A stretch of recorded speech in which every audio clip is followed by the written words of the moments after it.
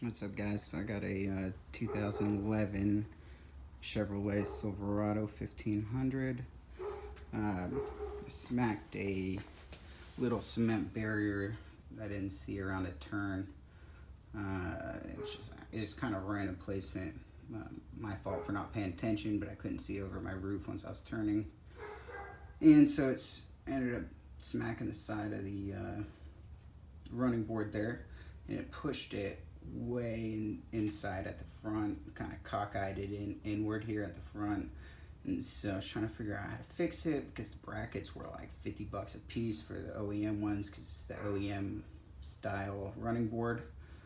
And so I'm not really feeling like paying for that because I could just get new aftermarket ones. And so what I went ahead and did to get this pushed out here, and I'll just show you guys, is I stuck just a get a better view here. Now if you look under here, show you guys, I have the just a standard car jack here. This isn't my truck jack, but I pulled it out of another car, and I used it to just kind of crank that running board out, and it seems to be working. So I'll loosen that up. I cranked it further than what would be even so that the metal could try and straighten out a little bit more.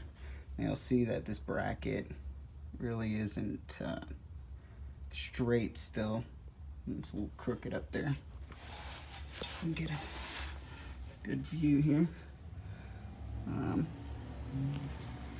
it's just kind of still a little messed up. And then the ones further back are getting a little more straightened out. And so that's kind of how we did it there. Again, you just want to push it out just a little bit further than even to get the metal a little more straight. And once you bring it back in, it'll creep backward just a little bit more. Now, of course, it's not perfect because you can see, you know, these this bracket attachment and cover here are not pretty. Same with this one, and the rears are a little bit better.